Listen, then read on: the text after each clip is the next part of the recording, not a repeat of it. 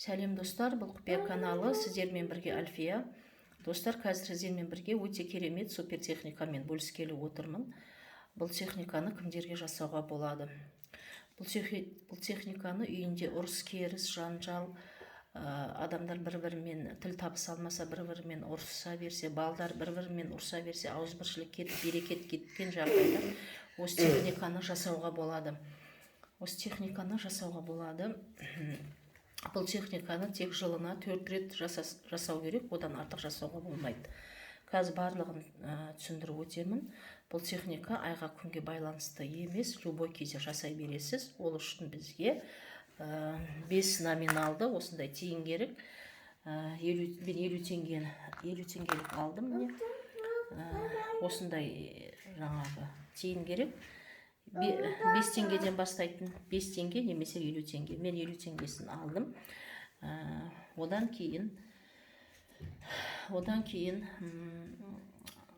3 восковая свеча керек.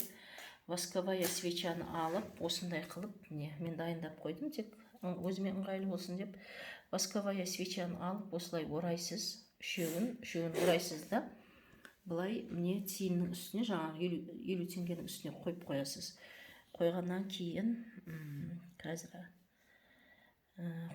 кейін бұл свечаны жағасыз. Үшеуінде мына жерден жағасыз. Мен қазір жағып түсіндіріп отырмаймын. Осы свечаны жағасыз, үшеуінде жағасыз.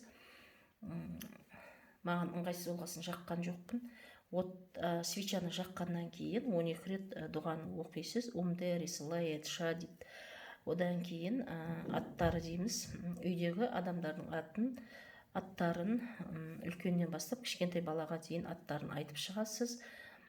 Одан кейін лаэла, мадат, шудат, махабеттім, рузи, шафарим, эшке, разим, амин деп 12 рет оқисыз. 12 рет оқып болғаннан кейін осы свеча жанып болған кейін қадағалайсыз. Жанып болғаннан кейін жанып қойып, өз шаруаларыңызбен айналыса беруге болады, бірақ бірдеңені жағып кетпеу үшін қадағалап отырған жақсы. Жанып болғаннан кейін, мысалға жанып болғаннан кейін, жанып болды деп есептейік. Жанып болғаннан кейін осындай қалдық қалады. Тиынның үстінде свечаның үстінде осындай қалдық қалады. Тиынның үстінде қалады осы свеча. Одан кейін былай любой ақ материал ткань болу керек, мата. Соған орайсыз, осылай, менде қағаз, бірақ осыны мата деп ойлайық та, материал деп ойлайық, любой ақ материал. Осылай ақ материалды орап аласыз да, любой жеміс ағаштың астына лақтырып тастайсыз. Лақтырғаннан кейін үстіне міндетті түрде, ешкімге зиян болмау үшін, міндетті түрде үстіне сахарный песок құйып тастайсыз. Сахарный песокты толтырып үстіне құйып тастағаннан кейін, манағы дұғаны 1 рет оқисыз. 1 рет оқисыз, аттары деген жерге тағы үй ішіндегі адамдардың аттарын үлкеннен кішкенесіне дейін айтып шығасыз.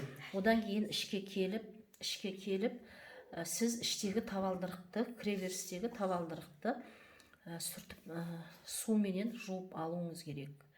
Болды, одан кейін ешнәрсе жасамайсыз, достар. Егер сіздерге бір нәрсе түсінбей жатырсаңыз, онда комментарийға жазсаңыз болады. Комментарийде міндетті түрде оқып, мен жауап беретін боламын, достар. Сәттілік онда.